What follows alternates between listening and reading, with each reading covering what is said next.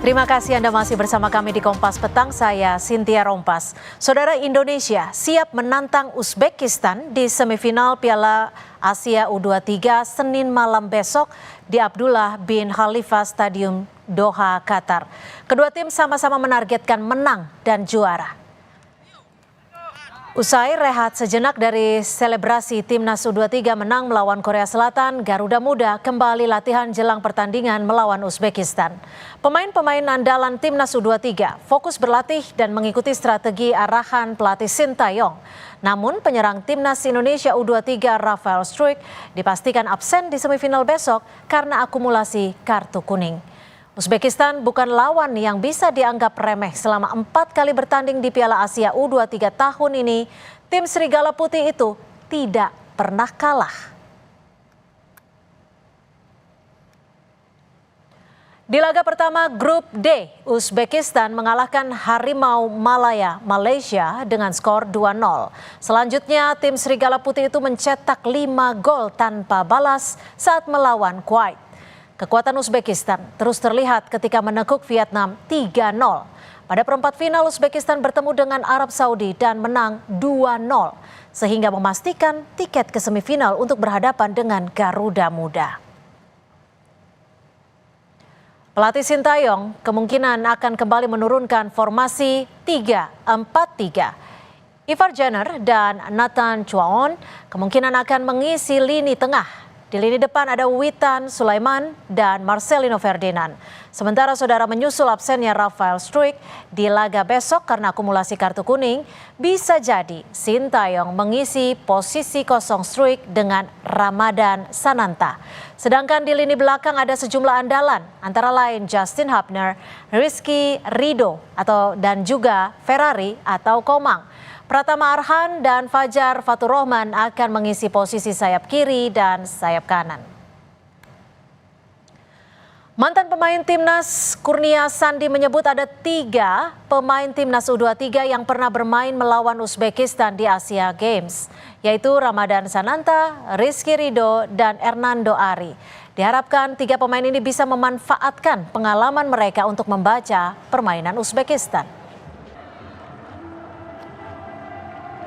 Saya pribadi berharap ketiga pemain itu juga bisa memberikan kontribusi yang lebih dan mungkin juga ketiga pemain itu memberikan informasi ke Coach Sintayong bahwa bagaimana tipe bermainnya tim Uzbekistan pada Asian Games kemarin. Jadi setidaknya sudah ada sedikit gambaran bagaimana cara mengatasi permainan dari Uzbekistan. Mungkin yang perlu ditingkatkan lagi ada konsentrasi dan fokus sepanjang pertandingan karena pada pertandingan Asian Games tempo lalu kita kebobolan di extra time kalau nggak salah.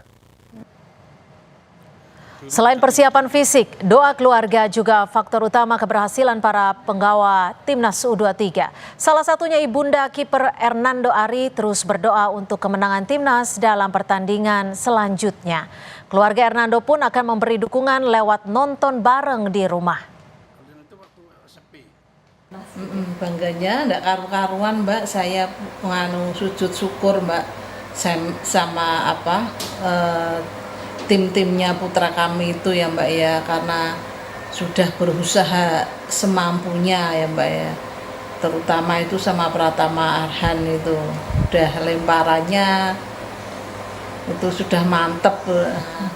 Saya itu ya tujuannya itu saya sampai titik yang terakhir gitu ya Mbak ya, tapi ya mudah-mudahan aja sampai titik yang terakhir. Kan kemarin Mah nanti kalau saya pulang Mama tak jak pergi loh Mah bilang gitu. Ternyata ini lolos lagi kan tidak jadi pulang. Terus alhamdulillah Nang kamu masih bertahan di sana Nang. Abdullah bin Khalifa Stadium akan kembali menggema dengan suara pendukung Garuda Muda untuk menyaksikan pertandingan seru Timnas U23 melawan Timnas U23 Uzbekistan. Apa strategi, teknik permainan, membaca kekuatan Timnas U23 dan lawan? Kita akan kupas perbincangannya bersama Firzi Idris, jurnalis olahraga Kompas.com, serta Muhammad Kusneni, pengamat sepak bola. Selamat sore Bung Kusneni dan juga Mas Firzi. Terima kasih sudah bergabung bersama kami di Kompas Petang. Selamat sore, Cynthia. Mas Firzi, Ya. Ya, terima kasih. Mas Firzi, Senin besok ini lawannya bisa dikatakan tidak bisa dipandang sebelah mata. Menurut Ya, Anda siapa betul. pemain kunci timnas U23 yang akan diturunkan oleh pelatih Sintayong kali ini? Ya, pemain kunci pasti the whole team ya, secara keseluruhan. Kita nggak mengandalkan satu sama dua pemain saja. Kita mengandalkan organisasi permainan yang bagus. Kita mengandalkan performa anak-anak yang luar biasa selama turnamen dengan grafik performa meningkat. Kemenangan lawan Korea Selatan, kemenangan hebat, kemenangan yang tidak bisa didapat hanya satu dua pemain, dan ini adalah bukti bahwa ya Garuda Muda siap terbang lebih tinggi lagi menuju Olimpiade, Mbak. Oke, Bung Kusneni, Ya. ini kan apa yang bisa menjadi catatan penting dari pelatih Sintayong? Karena kalau kita lihat ke belakang kemarin ini lawan kita Uzbekistan bisa dikatakan mampu mengumpulkan poin ataupun skor yang luar biasa terhadap lawan-lawannya. Iya, Uzbekistan ini kan sekarang termasuk salah satu tim elit di Asia untuk kelompok usia muda ya. Mhm, Dari 3 kali Piala Asia U23 terakhir, mereka ini selalu lolos ke semifinal. betul. Pernah menjadi juara, pernah menjadi peringkat keempat, terakhir bahkan juga di Asian Games juga berhasil meraih medali perunggu. Saya juga sempat melihat bagaimana permainan Uzbekistan waktu main di Asian Games. Kebetulan saya waktu itu meliput ya. Jadi memang permainan Uzbekistan itu sangat tipikal Eropa ya. Mereka bermain sangat disiplin, permainan taktiknya sangat baik, kemudian transisi menyerang bertahan juga sangat baik, dan mereka jarang sekali bikin kesalahan. Ini saya pikir tim-tim Eropa Timur banget itu cara mainnya itu. Makanya mungkin jangan terkejut kalau sampai hari ini mereka belum kebobolan dari 4 pertandingan. Satu-satunya tim yang belum kebobolan, satu-satu tim yang belum terkalahkan, dan setiap pertandingan rata-rata mereka bikin 3 gol. Ini saya pikir gambaran nyata bagaimana tim ini akan menjadi lawan yang sangat kuat bagi Indonesia. Nah, Mhm, mungkin positifnya begini, Indonesia itu di Piala Asia U23 kali ini itu tim dengan peringkat terendah di fase grup. Tapi semuanya bisa kita atasi, termasuk di pertandingan berikutnya ketika berhadapan dengan Australia. Kita juga sama Australia itu peringkatnya jauh. Kita juga melawan Korea Selatan peringkatnya jauh sekali. Jadi kalau bicara statistik, kita mungkin sejak awal sudah tersingkir di fase grup. Tapi faktanya hari ini kita menyaksikan tim ini bisa main di semifinal. Jadi jangan terlalu silau dengan data-datanya Uzbekistan, sama seperti halnya kita tidak boleh silau ketika melihat Korea Selatan, melihat Australia, tapi bermainlah dengan berani. Jadi saya pikir salah satu hal paling positif yang ditunjukkan oleh Indonesia di tangan Sintayong ini, anak-anak U23 itu main tanpa yang namanya rasa takut. mhm, Nah, kalau main bola masuk lapangan sudah takut memang repot. Nah, mhm, Marcelino dan kawan-kawan masuk lapangan itu nggak kelihatan takut. Itu mhm. penting. Oke. Mas Firzi, kalau nanti Ya. akan bertanding dengan Uzbekistan, menurut Anda apakah pemain timnas U23 Indonesia ini juga akan bermain tanpa takut seperti yang dikatakan oleh Bung Kusneni? Ya, betul sekali, karena Coach Shin juga di konferensi pers dia yang barusan dilakukan ya, Coach Shin sangat optimis sekali dengan kemampuan anak asuhnya. Dia bilang sekarang adalah saatnya bagi Indonesia untuk berpartisipasi di panggung Olimpiade. Dia katanya bahkan baru pas masuk turnamen ini dia baru tahu Indonesia ternyata udah dari 1956 loh nggak main di sepak bola putra Olimpiade. Tapi dia bilang dengan apa yang dia punya sekarang, dengan hasil-hasil yang dia torehkan, tentu tidak ingin terlalu memberi beban ke anak asuhnya. Dia bilang bahwa anak-anak timnas harus menikmati Hmm. momen dan menikmati tantangan, relish in the challenge. Dan ini yang penting. Dan di bawah asuhannya dia bilang dia berambisi untuk membawa kita bermain kembali di Olimpiade. Kenapa kita harus takut dengan tim-tim lain di Piala Asia U23 ini? Kalau misalnya tadi kita sebelum ini Korea Selatan juga belum pernah kebobolan loh di turnamen, tapi hanya Ya, ya. dalam 15 menit pertama Rafael Struijk bisa mencetak gol, dan dalam 45 menit kita menggandakan keunggulan. Australia sebelum turnamen ini mereka 2 kali ikut Piala Asia U23 itu di fase grup mereka nggak pernah kalah. Ketemu kita langsung kalah. Jadi menurut saya ini adalah hasil-hasil luar biasa yang ditunjukkan Coach Shin dan pasukannya ya, benar-benar hasil yang di luar prediksi banyak hal, banyak pengamat, bukan hanya pengamat domestik, tapi teman-teman saya jurnalis di Korea Selatan, jurnalis di Australia pun langsung menghubungi gitu begitu lihat penampilan timnas, kok ini bukan bukan seperti biasa kita melihat tim-tim Asia Tenggara, dalam artian bahwa itu tadi kita bermain tanpa takut, kita berani main menyerang, berani main agresif, berani pressing, tidak ada inferiority complex seperti yang juga dibahas di podcast-podcast di negara tetangga ya, di Malaysia, timnas ini bermain dengan sangat lugas dan sangat luar biasa untuk ukuran tim Oke. Asia Tenggara yang kita tahu adalah sebuah tim debutan juga. Oke, jadi bisa dikatakan memang performa timnas U23 Indonesia sedang berada di puncak-puncaknya. Kalau Bung Kusne ini melihat hal ini, apa yang bisa dimanfaatkan oleh timnas U23 kelebihannya untuk mencari celah kekurangan dari tim U23 Uzbekistan? Iya, saya pikir bukan keunggulannya, salah satu yang menguntungkan bagi tim Indonesia ini karena orang sebagian besar itu menjagokan hampir semua lawannya. Lawan Qatar, orang menjagokan Qatar. Lawan Korea Selatan, orang menjagokan Korea Selatan. Lawan Australia, orang juga menjagokan Australia. Jadi Indonesia itu masih dianggap sebagai negara, ya, karena memang debutan, masih dianggap negara yang kurang diperhitungkan. Itu saya pikir yang membuat kita nih bebannya relatif lebih ringan. Oke. Nah, perasaan tidak ada beban itulah yang harus dijaga pada saat mereka masuk ke lapangan di semifinal nanti. Jadi tidak ada beban yang terlalu berat, tapi pada saat bersamaan mereka bermain dengan kepercayaan diri. Saya pikir kepercayaan diri yang dimiliki oleh pemain ini, karena mereka seperti yang selalu saya bilang, beruntung memiliki banyak pemain yang sudah mencicipi main di level timnas senior. Ada 10 orang minimal yang sudah pernah bermain untuk timnas senior, bahkan sebagian main di Piala Asia. Mereka juga main di Asian Games.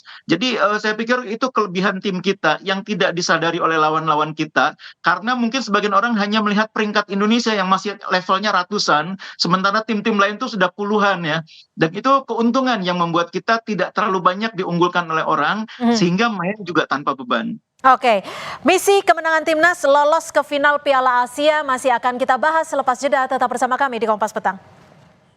Uzbekistan, dan juga kita membawa misi kemenangan agar timnas lolos ke final Piala Asia. Saya kembali ke Mas Firzi. Mas Firzi, Anda tadi sempat menceritakan bahwa ada respon dari jurnalis-jurnalis asing tentang bagaimana kekuatan timnas U23. Mungkin bisa di-sharing ke kita, seperti apa sih respon dari jurnalis asing terkait hal ini? Pertama mereka mengatakan bahwa signifikansi dari kemenangan kita ini nggak bisa dikecilkan ya, dalam artian bahwa ini cuma level U23 loh, enggak gitu sama sekali. Karena Korea Selatan itu kan punya rekor luar biasa ya di turnamen ini, kita mengalahkan mereka. Mereka juga dalam turnamen ini mereka mengejar 10 kali kelolosan beruntun ke Olimpiade, dan kita bisa mematahkan itu, kita bisa menjatuhkan itu. Di sini diperhatikan bahwa mereka tuh juga ngelihat bahwa apa yang kita pertunjukkan lawan Korea Selatan ketika kita menang lawan mereka itu bukan perkara kayak kita cuma bertahan terus kita beruntung dapat gol terus habis itu kita hold on lucky di dalam adu penalti. Enggak, kita itu the better team, kita itu dianggap sebagai the better team selama 120 menit. Penampilan kita dipuji, walaupun memang ada beberapa catatan ya, kayak ketika kita bermain lawan 11 lawan 10 tuh mungkin anak-anak sedikit terlalu merasa di atas angin sehingga terlalu sering keluar menyerang. Itu juga jadi perhatian mereka. Dan dalam kolomnya, artikelnya teman saya dari Australia itu dia juga menulis apakah ini kebangkitan dari macan tidur Asia itu yang udah lama digadang-gadang akan jadi powerhouse di sepak bola Asia, tapi potensi kita nggak pernah nyampe sejauh ini. Jadi apakah ini tanda-tanda kita akan di region Asia akan ada kekuatan yang telah lama tidur dan akan bangkit. Tapi menurut dia ya bukan hanya dari hasil-hasil di lapangan ini hal itu akan terlihat, tapi bagaimana juga soal federasi, soal competition kita, soal liga kita, soal klub-klub kita bersaing di level antar klub Asia ini juga jadi pertimbangan. Tapi dengan adanya modal kita di turnamen-turnamen Piala Asia Senior, kualifikasi Piala Dunia, dan kemudian di Piala Asia U23 ini, tanda-tandanya bagus. Walau ke arah sana udah benar, tapi harus diwujudkan. Oke, Bung Kusne, ini kita bicara soal komposisi nih. Strict tidak diturunkan nanti. Menurut Anda bagaimana peran dari penyerang yang nantinya pastinya akan ikut berpengaruh untuk kemenangan timnas U23 Indonesia?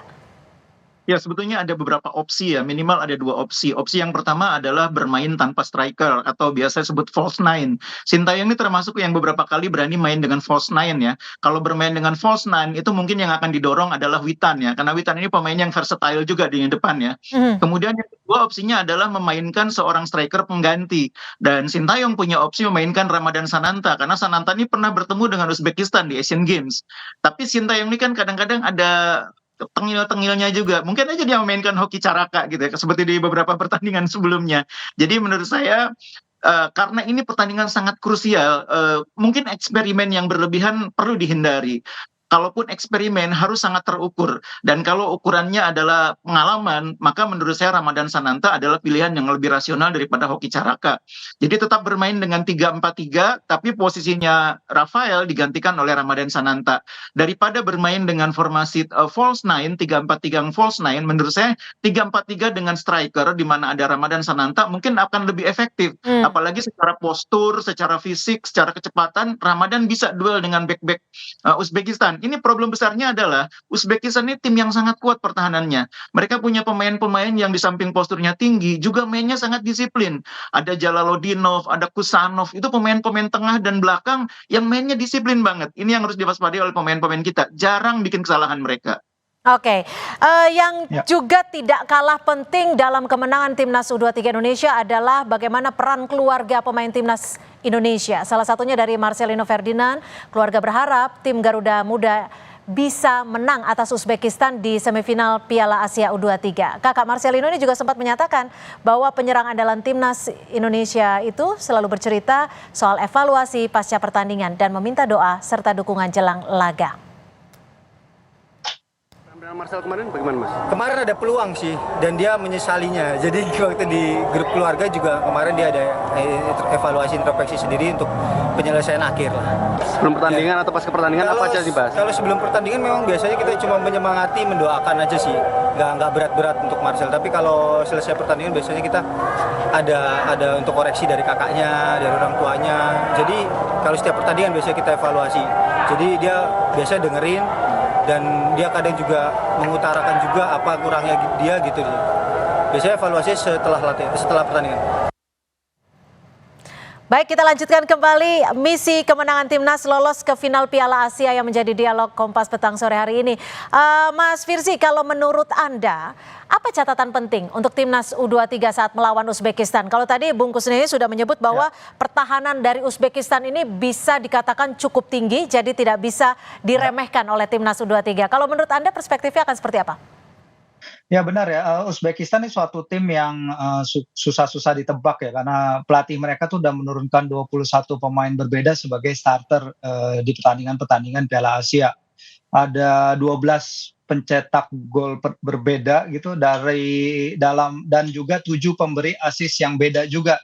Jadi ini adalah 10 pencetak gol dan 7 pemberi assist berbeda sepanjang turnamen hingga perempat final. Jadi faktor mereka kejutannya besar. Dan tapi kita juga pernah menghadapi Uzbekistan ya di Piala Asia U20 tahun lalu ya. Jadi ada 3 anggota tim kita yang masih ada di tim ini yang bermain di tim itu, yaitu Hoki, Ferrari, dan Arkan Fikri ya.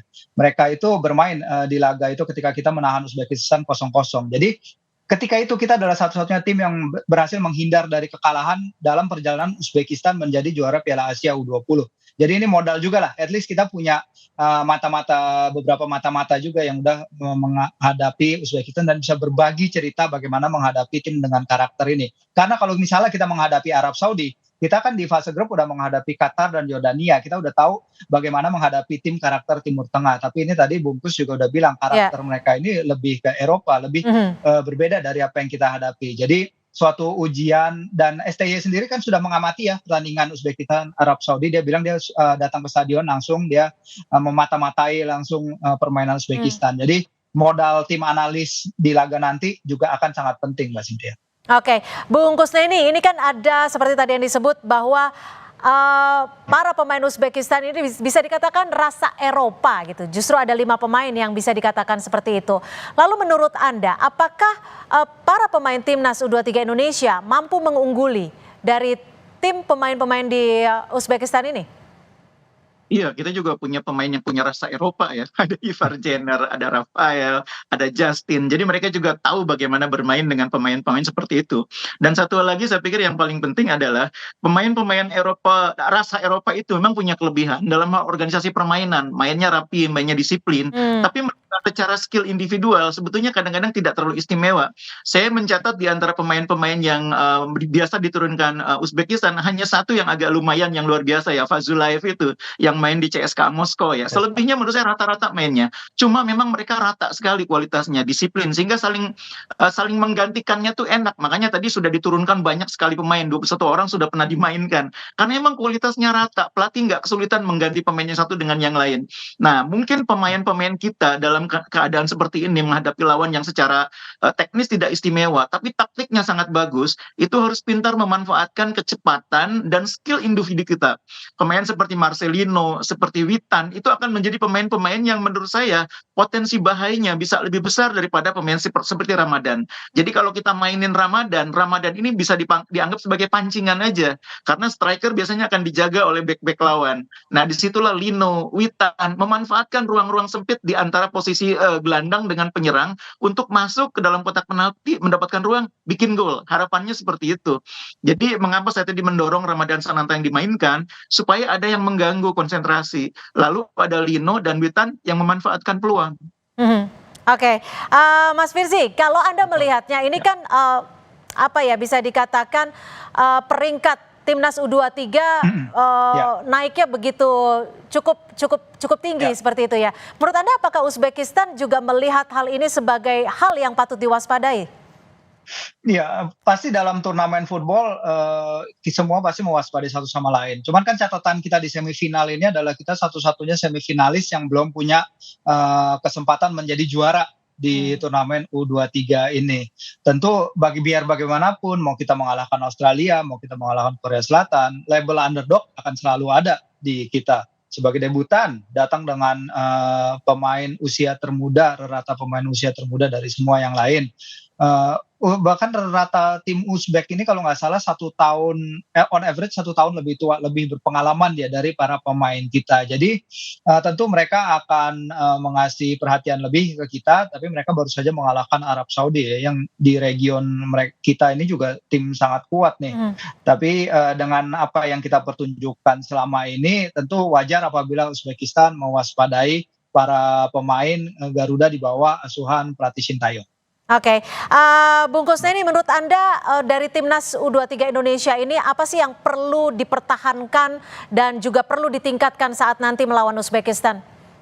Iya, harus dipertahankan kepercayaan diri ya, itu modal kita menghadapi Uzbekistan. Permainan yang penuh semangat tentu juga menjadi ciri kita, kecepatan, kemudian kelincahan. Nah, yang harus dikurangi, yang pertama error ya, kesalahan-kesalahan yang tidak perlu, yang biasanya masih kita alami di lini pertama. Kemudian yang kedua, kadang-kadang kita nih 10 menit awal kadang-kadang belum perform. Padahal dalam sepak bola modern, lawan itu langsung menyerang sejak menit pertama. Jadi kalau kita 10 menit pertama tidak cukup siap, kadang-kadang itu dimanfaatkan dan terus kita harus mengejar. Nah, mengejar dalam keadaan seperti itu kadang-kadang jadi tidak enak. Jadi saya berharap Sintayong bisa membuat pemain ini langsung on sejak menit pertama, sehingga kita tidak kecolongan di menit-menit awal.